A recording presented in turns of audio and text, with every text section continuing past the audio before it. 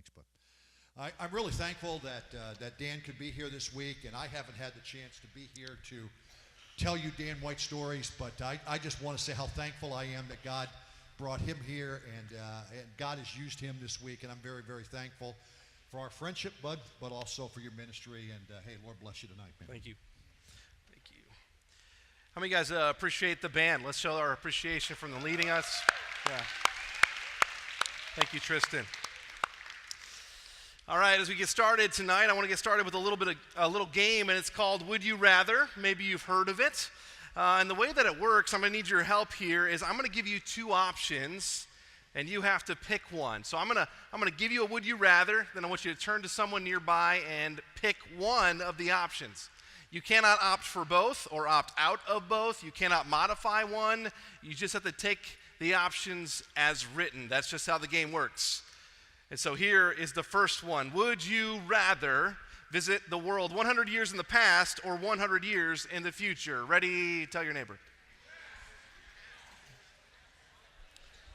Yeah, some Back to the Future fans out there. Yeah.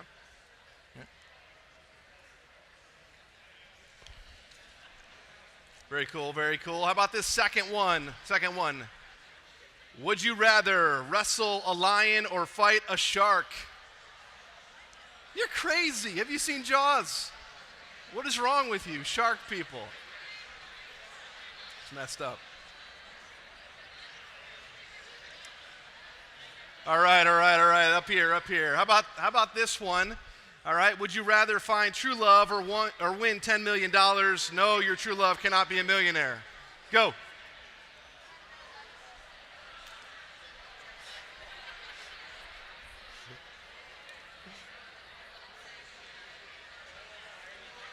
All right, good job. Look up here. Yeah, I saw some of you guys weighing that one out. Like, it's kind of a tough call. Right. Much like Would You Rathers, our lives give us options and we have to choose. And you don't get to pick the questions, you cannot opt out, you have to do something with the questions as they are delivered. That's just how life works. And so I want to give you one more Would You Rather. And here it is. Would you rather lead a life that is safe or significant? Tell your neighbor. Murder. A little quieter on that one. You must choose one, safe or significant. See, safe means protected from danger or risk, not likely to be harmed or lost. Safe reminds me of that school project I did one time. Maybe you did it too, the one where you get a limited set of supplies and an egg. And you got to use those supplies to build some kind of safety carrier for that egg so that you can drop it off the top of a ladder and, keep it from getting cracked. Raise your hand. Anybody do that kind of thing? Anybody do that? Yeah. And the goal is that the egg would not get hurt. So at all costs, whatever you can do, whatever you can think of, whatever ingenuity you could package together, you want to make sure that egg does not get hurt. That's safe, insulated from any threat or danger, as little risk as possible. And in our lives, there's different kinds of danger. There is danger and risk that's emotional, not just physical. There's danger that's psychological or spiritual or relational, not just physical. The other word, significant, means important. Of consequence. Important. Of consequence. Of consequence means it matters that the person is there because it affects the situation. And if they weren't there, it would go one way. If they are there, it affects it another way. LeBron James is one of the best basketball players of all time. He just is. I didn't say he was. I'm not getting into that tonight. I, on the other hand, have perfected a shot that has its own chant. I kid you not. When I take this shot, the crowd erupts with a cheer. It's called the air ball. And recently in sports world, there was this lot of speculation about where LeBron James would end up. If he leaves the Cavs, where will he go? And recently in sports world, there was no interest if I would ever pick up a basketball and play. Why? Because LeBron James plays of consequence. Wherever he is, it affects the outcome of the game and that franchise. In fact, the Cavs are devastated by the loss of LeBron James. That's what of consequence means. It means a life that counts toward the outcome. So let me make an important distinction right now at the outset between two words. And the first is significance, and the second is prominence. See, significance means of consequence. It does not mean prominence. Significant means that you contribute, and because you contributed, there's a different outcome. You made a difference.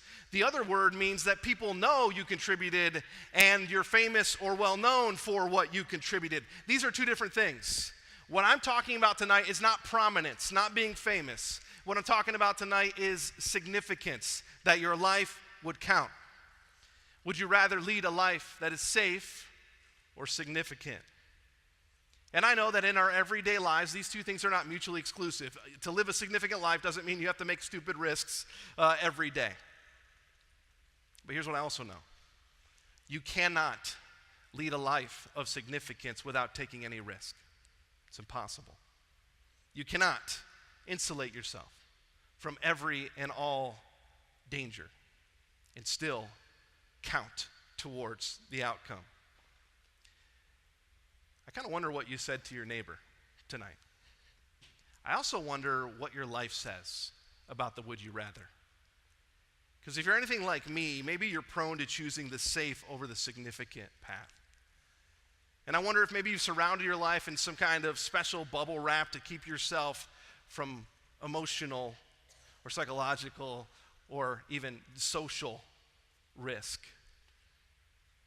And so tonight, we're going to look at three phrases together that will help us understand how to navigate the life of significance for ourselves. And I'm going to show you these three phrases right up front. Then we're going to tease out these three phrases from the life of a man of great significance, Moses. And the three phrases are, here I am, who am I am. Here I am, who am I am. We're going to be primarily in Exodus chapter 3 tonight, so you can get there in your Bible or Bible app. And it is the account of Moses in the burning bush. Maybe you've seen the movie. Here's where it comes from. And I'd like you to pretend that you have never, ever, ever, ever, ever heard the story of Moses in the burning bush before. And I want you to allow this story to speak to you in a fresh way tonight. As I prepared for this, I saw things in this text that I have never seen before, and I'm so excited for you and to share this with you together. So I'm asking you to look at this together with me with fresh eyes. So I want to help you get there to the place where you're like, I've never seen this before. So you come at it fresh and see what it says and be blown away by it. And so here's what I want you to do. I'm going to say Moses, and then I'm going to point to you, and you're going to say who. All right, I'm going to say Moses. You're going to act as stunned as you can, and you're going to say who. Okay, ready? Moses. Moses. Moses. Moses. Moses. I can't really do that. I'm just kidding. Moses. Oh, you don't know who he is? Let me tell you about him. It's going to be cool. All right. So let's dive in Exodus chapter 3, verse 1, where it says, now Moses was tending the flock of Jethro, his father-in-law, the priest of Midian. And he led the flock to the far side of the wilderness and came to Horeb, the mountain of God. So get the picture. There's this guy who works for his father-in-law. His name's Moses. I know you haven't heard of him, but he's a shepherd, and he lives on the far backside of the wilderness, and he's not really doing anything important with his life. And he's had this job for 14,600 days. That's 40 years. And you're not going to believe me when I tell you this, but this nobody in the middle of nowhere, he used to be someone pretty important. He had been adopted into a royal family as a baby, and he'd got all these perks and all these benefits from growing up in this special circumstance. And being royal has its benefits. And so even though he was a Hebrew and not an Egyptian, the family he was adopted into, he enjoyed all of the great parts of being part of the family. In fact, during that time, the Hebrews, his actual people, were in slavery to Egypt, the family that had taken him in. And according to Josephus, he's a Jewish historian, Moses was at one time a mighty Egyptian general. It's possible, we don't know if that's for sure, but we do know is that he had been raised with all the wealth and the privilege and the education afforded by being an Egyptian royal. But you wouldn't know that by looking at him now. Because here he is, all that's in the past, and he's a nobody in the middle of nowhere. Verse 2, There, the angel of the Lord appeared to him in flames of fire from within a bush. Moses saw that though the bush was on fire, it did not burn up. So Moses thought, I'll go over and see this strange sight, why the bush does not burn up. And when the Lord saw that he had gone over to look, God called to him from within the bush, Moses, Moses. And Moses said, here I am. Honestly, it's not that strange for Moses to find a bush that's burning. In the dry climate of the desert, I mean, there could be lightning, things could catch fire. What was interesting about this was that the bush was on fire, but it wasn't turning to ash. So that's interesting. But that's not the most interesting thing. The most intriguing thing about this verse is that God is speaking, because he hasn't spoken audibly that we have any record of to mankind for 400 years. So this is kind of a breakthrough moment. This is kind of a big deal. And so Moses, he's heard stories of God speaking to people, but he's never heard God's voice himself. And so when God sees him turning aside, he speaks to him. He calls his name. And Moses responds with, here I am. That's our first phrase, here I am. Here I am speaks of being available and open and willing. It's one part I'm listening and another part I'm willing. It's the phrase that Abraham used when God called to him in Genesis 22:11. It's the phrase Jacob said when God spoke to him in a dream in Genesis 31:11. It's the phrase Isaiah eventually used when God called him into the ministry, Isaiah 6:8. And God himself used this phrase to say, here I am, I'm willing to help you, in Isaiah 65:1. It's the heart of the words that I spoke to God when I was in high school at a conference like this one, when I felt like he was calling me into ministry. And so in effect, my response to God was, here I am. Here I am says I'm open, I'm available, and I'm willing. And maybe that's been your prayer this year. Maybe that's been your prayer for your life. Maybe that's been your prayer this week, as God has called you to step up and be willing to do whatever he's asked you to do. And you're saying, here I am. I want to lead a life of significance. I don't care about prominence. I want my life to count towards something greater than myself. I'll go anywhere, God. I'll do anything. Here I am. Here I am means willing. So what is God calling Moses to do? Well, the story picks up in verse 5. It says, do not come any closer, God said. Take off your sandals, for the place where you're standing is holy ground. Then he said, I am the God of your father, the God of Abraham, the God of Isaac, and the God of Jacob. See, God makes sure at the outset of the conversation that Moses knows who he's talking to. This is Yahweh, the Almighty God. And so to be invited into the presence of God is to be invited onto holy ground, because God himself is holy. God is holy like the sun is hot. If you get too close, it will destroy you. You need some kind of help or protection to come into his presence. God's holiness then is terrible. It's terrible because it is so perfect and so pure that he cannot allow sin in his presence, and so he will punish it. But God's holiness is also beautiful, because nothing that you've ever experienced on this earth has come even remotely close to the level of purity and perfection of God's holiness. That's why the rest of verse 6 says, at this Moses hid his face because he was afraid to look at God.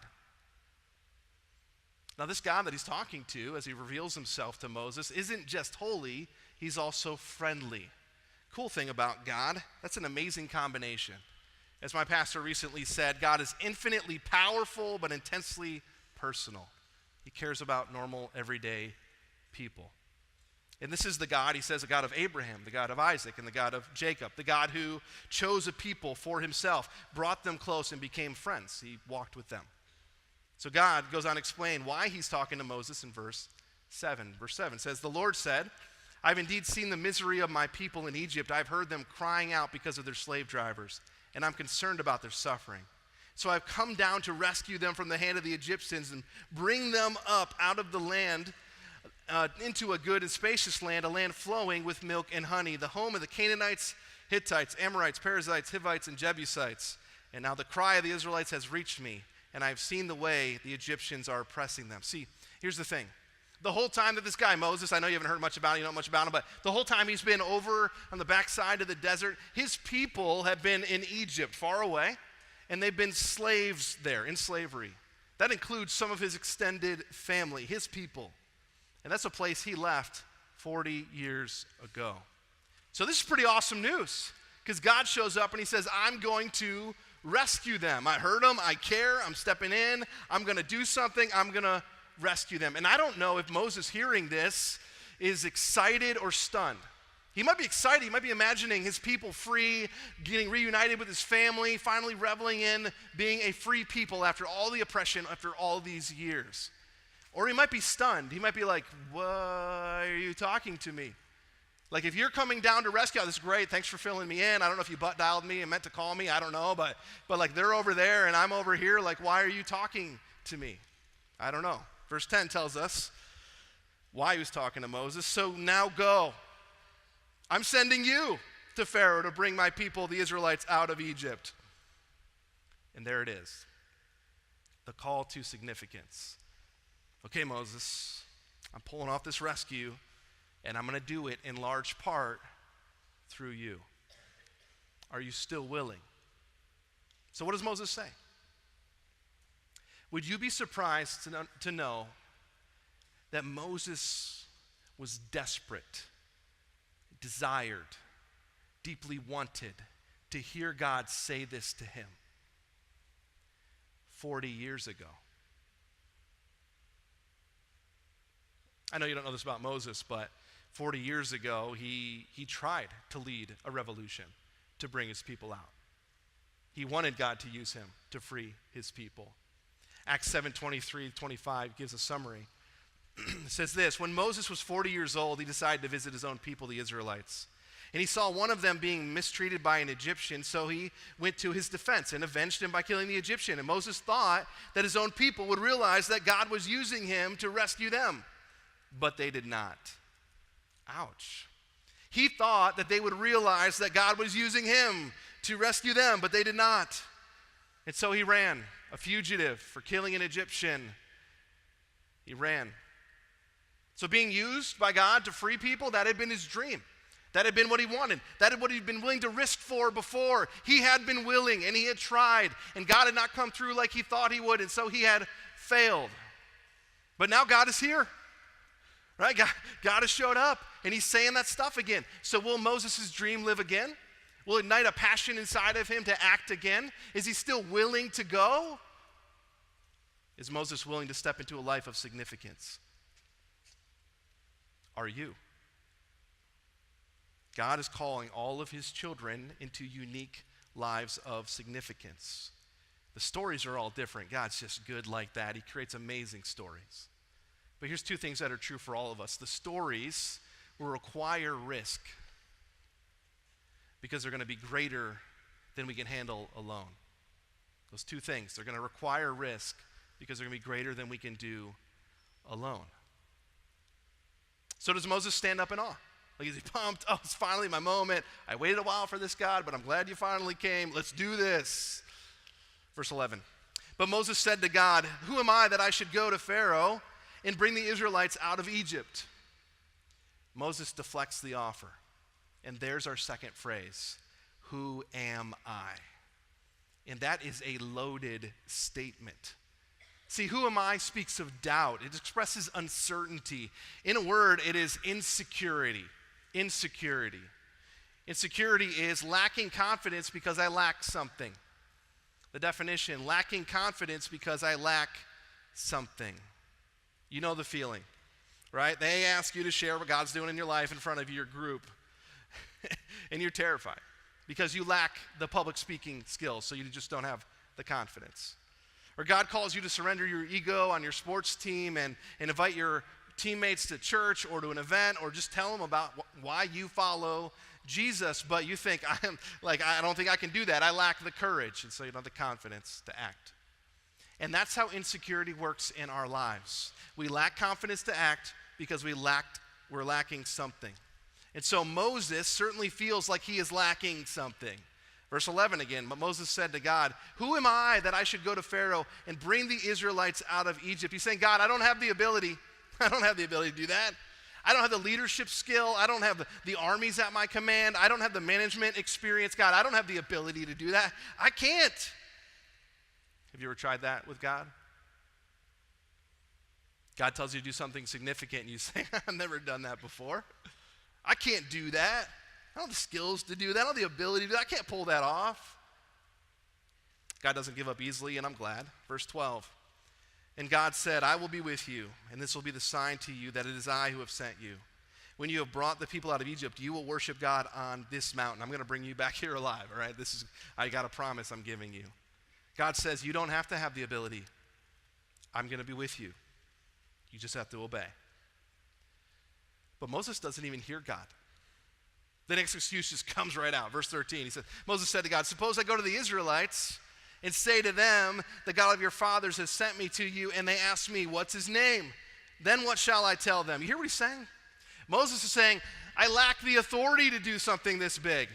Like, I don't have the power to do this. I can't win these battles. I don't have the authority to just walk in there in front of everyone and assume command. In fact, the last time I tried that, it didn't work out so well. They didn't follow me. They rejected me. I don't have the authority to do this. Tried that one with God. God calls you to something that's a risk. It's a risk socially, it's a risk emotionally, and how it turns out will affect your social standing. It will affect your relationships one way or another, and if it doesn't go very well, you might be embarrassed. And even though God is saying to you, open your mouth and say something, this is a life of significance. This is where it matters that you were there. You say, I don't have the authority. I'm not the pastor. I'm not the leader. I'm not the speaker person. I don't have the authority to do that. So God answers again this objection. Verse 14, God said to Moses, I am who I am. This is what you are to say to the Israelites, I am has sent me to you. And then get this, God goes on in verse 15 to the end of the chapter to give Moses more details and more promises so that he will be confident that what is lacking is not stopping God from doing anything. And you know what's crazy? Moses still objects in chapter 4, verse 1. So in verses 1 through 9 of chapter 4, God gives Moses even more things to ease his insecurity and give him the confidence to just step out there and act. God does miracles right on the spot with him. He takes the staff, turns it into a snake, then turns it back into a staff. Whoa, Moses just saw that right in front of his own eyes. He takes his hand and he makes it diseased, and then he makes it healed again, right in front of his eyes. He's saying, hey, you know who you're talking to here? I'm God. He says, hey, I'll even do better than that. When you get there, I'll turn water from the Nile into blood. That will be a showstopper. You'll have all the authority that you need. All right, I promise you, you will be okay. So Moses is convinced, right? He's like, yeah, cool, I'm all in. I mean, he's verbalized his concerns to God. God has responded and given him some assurances and some promises and blown him away with some miracles, right? So Moses is all ready. He's ready to say, yes, here I am, I'm willing. Yeah, let's go. No. Look at 4:10.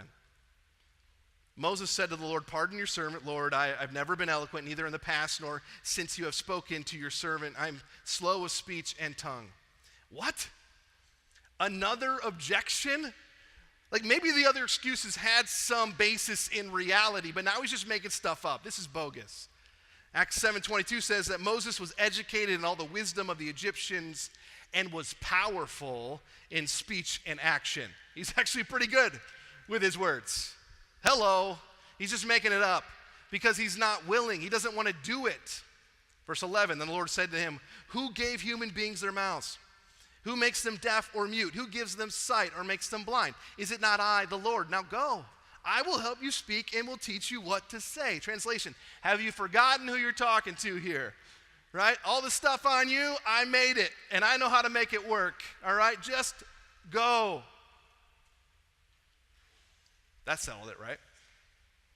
I mean, Moses is like, God's getting irritated. I better just do it. Verse 13. But Moses said, pardon your servant, Lord, please send someone else. In a word, no. Then the Lord's anger burned against Moses. I know you've never heard this before. It's kind of shocking that this guy would do this, right? I mean, what is up? What is going on here? I hope you're asking that question because this has kind of gone on a long time between God and Moses. And Moses still isn't willing to go. What's unique about this situation? You see, God before had helped many people and will help many people throughout the scripture to overcome their uncertainty. And he does it by giving them promises and saying he'll be with them and telling them how some of the things are going to go so that they can just trust that he's got this all under control. And so they go. Why is this any different? You remember Gideon, right? Gideon got called into this life of significance, and he was terrified by it, and that makes sense. It was bigger than he could handle by himself. It was going to require some kind of risk, and so he wants God to kind of make sure that so that he knows it's really God and that God is in this and that they're going to have the victory. And so he does this little deal with God. He asks several times. He does the fleece deal, and you know what God does? He's cool with it. He goes along with it. He's all right. Just like he does here with Moses. Hey, I'll answer that objection. I'll tell you what's happening. I want you to know I'm really in this. I'm okay with your uncertainty. And so Gideon gets to a point where he goes, okay, you've convinced me. And he goes. Why not Moses? Right? What's going on here? Why in the world is all of this assurance not overcoming his uncertainty? Why the endless objections? Why the rigid stubbornness? What in the world is going on here? See, this goes much deeper than any problems with his authority or his ability. Here I am, where he started, is gone. He was willing, but it's turned into, who am I? And so he's unwilling. And just in case you missed it, let me point out the extent of Moses' refusal. You probably never noticed this before. Verse 10. Moses said to the Lord, pardon your servant, Lord, I have never been eloquent, neither in the past, nor since you have spoken to your servant. I am slow of speech and tongue. So let me just ask you, when did God speak to Moses? Right here, in this moment. Do you realize what Moses is saying to God? Neither in the past nor since you have spoken to me has my problem with speech been fixed. You know what he's saying? Hey, I wasn't good before, and even though you showed up, I'm still not good. Even you can't overcome what I'm lacking. Whoa. That's bold. And if I was kind of standing on the side looking on, this would be the point that I'd pick up my sandals and start backing away, because you just crossed a line, Moses. And that's when the Lord's anger burned against him. And we have to ask ourselves, where is this coming from? What could possibly convince Moses that he is so defective and so broken and so messed up that God cannot possibly accomplish something significant in his life? And so to really understand Moses in this moment, we need to flash back 40 years. We find the story in Exodus chapter 2, verses 11 through 15. Just listen as I read. It says, one day after Moses had grown up, he went out to where his own people were and watched them at their hard labor. He saw an Egyptian beating a Hebrew, one of his own people. And so looking this way and that and seeing no one, he killed the Egyptian and hid him in the sand. And the next day he went out and he saw two Hebrews fighting. And so he asked the one who was in the wrong, why are you hitting your fellow Hebrew? And the man said, who made you ruler and judge over us? Are you thinking of killing me as you killed the Egyptian? And then Moses was afraid and he thought, what I've done must have been made known. And when Pharaoh heard of this, he tried to kill Moses. But Moses fled from Pharaoh and went to live in Midian, where he sat down by a well. And he never recovered enough to stand back up again. See, this incident wounded him so deeply that he lived the next 40 years with deep insecurity. Now, I hope you're saying, how do we know that's true? Right? Because we don't want to make up stuff and shove it into the Bible. We want to look at the Bible and see what's there. So what is actually said that would make me draw that conclusion? First, after settling in the desert and getting married, Moses had a son. So this is a little bit later. And you know what he named him? He didn't name him, God has given me a second chance, or God still has a plan. He named his son Gershom, which means foreigner and stranger. The idea is of being lost and homeless and without an identity. He named his first son after his greatest failure and his disillusionment. That's how you know it hung on a little bit. Then, too, Moses objects when God calls him to do what Moses always wanted. And so, really deep down, there's more than ability and authority issues. There's insecurity issues. Third, Moses' words betray just how deeply that one day wounded and marked him. Do you see how closely his words to God match the words of his fellow Hebrew to him? They're very close. They are the same idea, right? The Hebrew says to him, "Who made you ruler and judge over us?" Basically, who do you think you are? You can't lead us. And so Moses then echoes that 40 years later with, "Who am I? I can't lead them."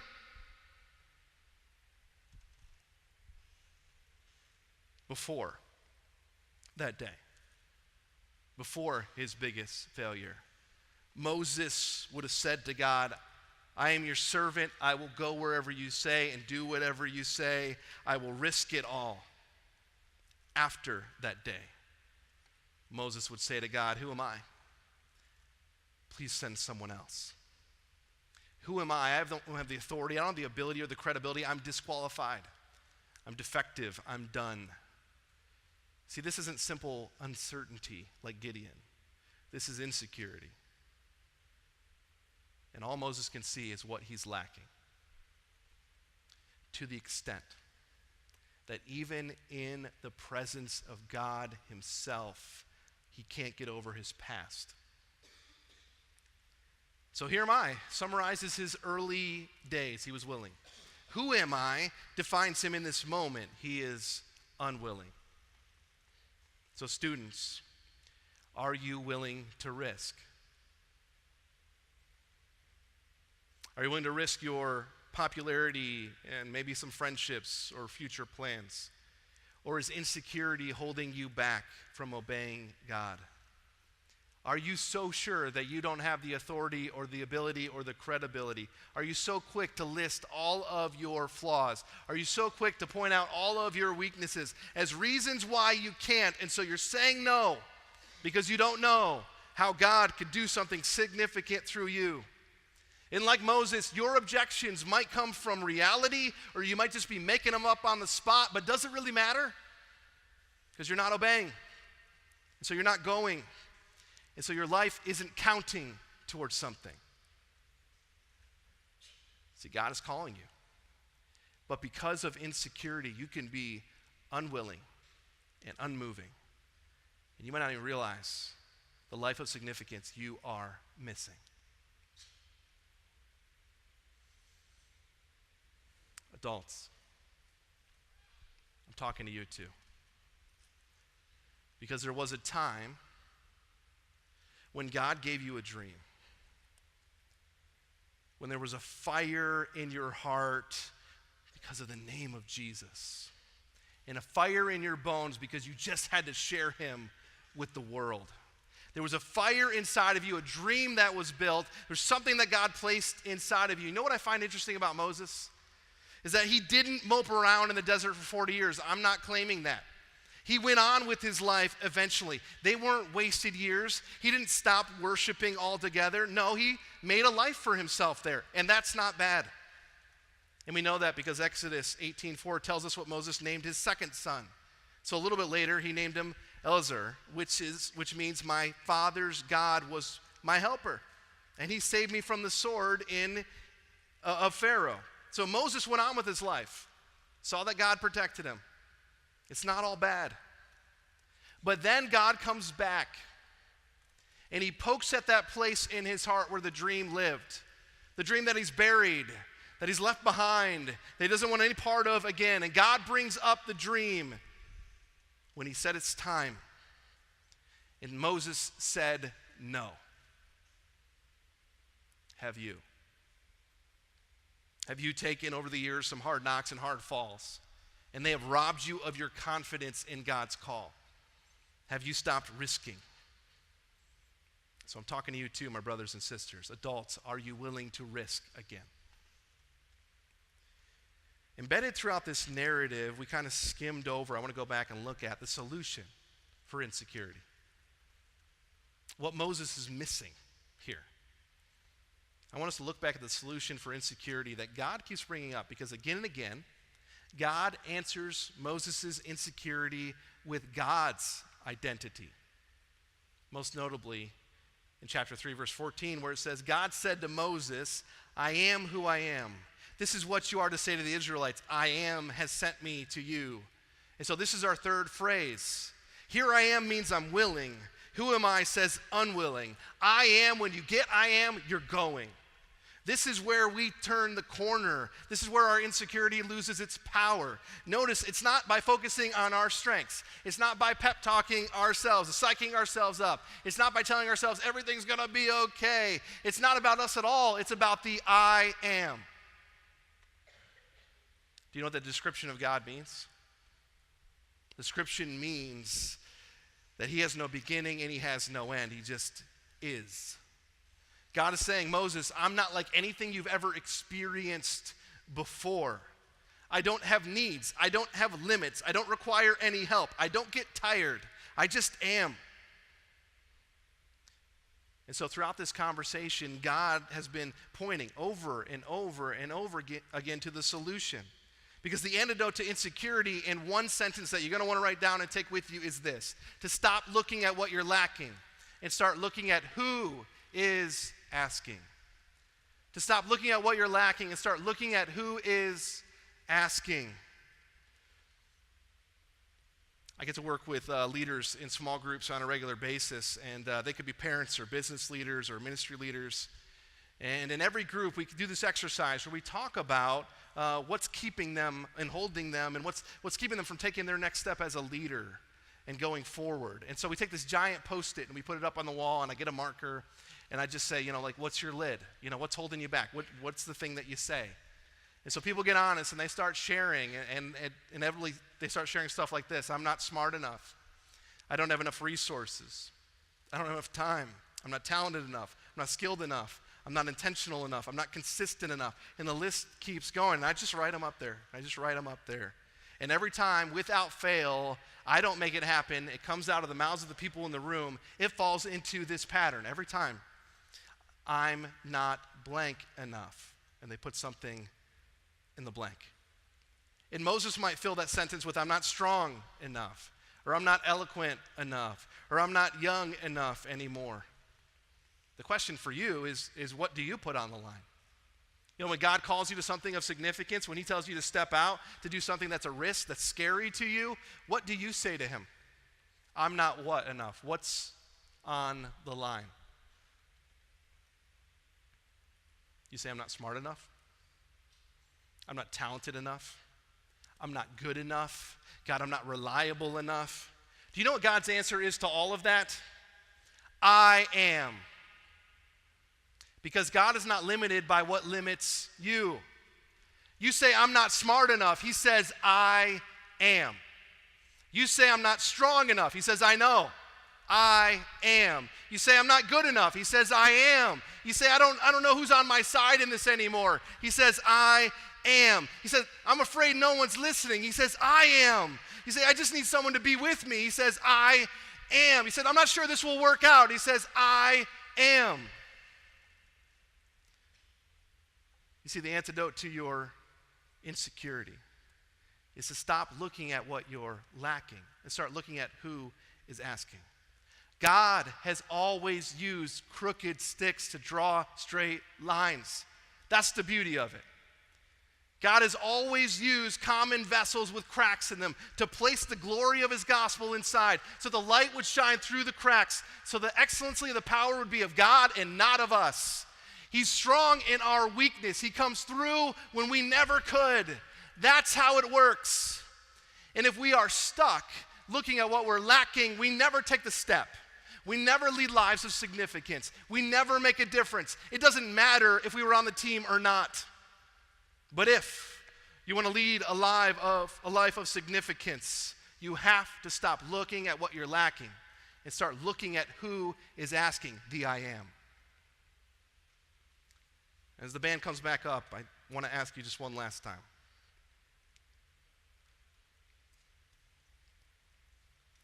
Would you rather lead a life that is safe or significant? Are you willing to take some risks, or are you going to play it safe? And we're going to close in prayer, and I want you to practice what we just talked about tonight. I'm going to give you some space to do that. So here's what I want you to do. Would you bow your heads for a moment? And I'm not looking for a response visibly for me up here. I want to give you a chance to walk through this where you're sitting. And so bow your heads, and as you bow your heads, I want you to start. We're going to do two things. I want you to start by just saying to God what's on the blank.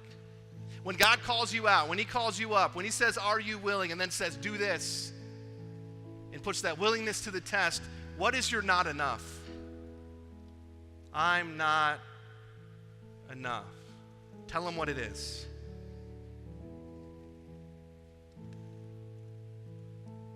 Be honest with God. What makes you say no? I'm not enough.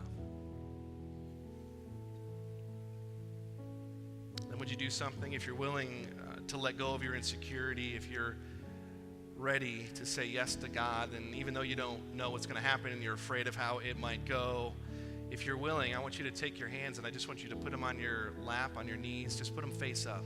Just put them face up as a sign to God that you're letting go of your fear and you're willing. As a way of saying to God again, insecurity might rule me, but I don't want that to be the case. I'm seeing you for who you are, and so here I am. And as you do that, I want you to pray. I want you to pray, God, you are not limited by what limits me. And so I am willing again. Go ahead and do that now.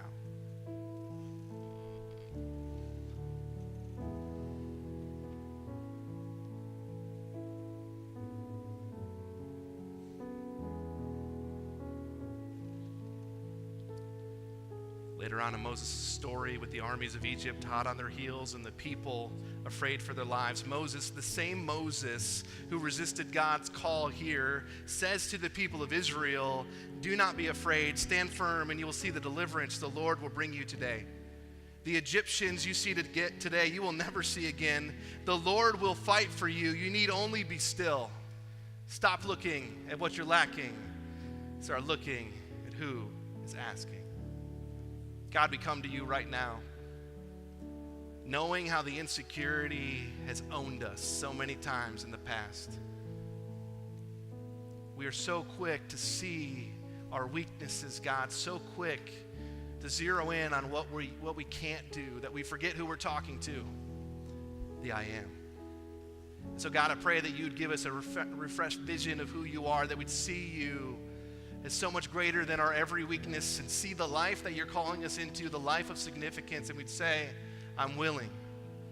God, and I pray that as we go throughout our lives, that we would choose in those moments of great fear and intimidation, uncertainty, and even insecurity, we'd choose to look at you instead of at us, that you'd use our lives, as weak as we are, as broken as we could be, as insufficient as we are in ourselves, to count. Use them to count for your kingdom. I pray this in Jesus' name. Amen.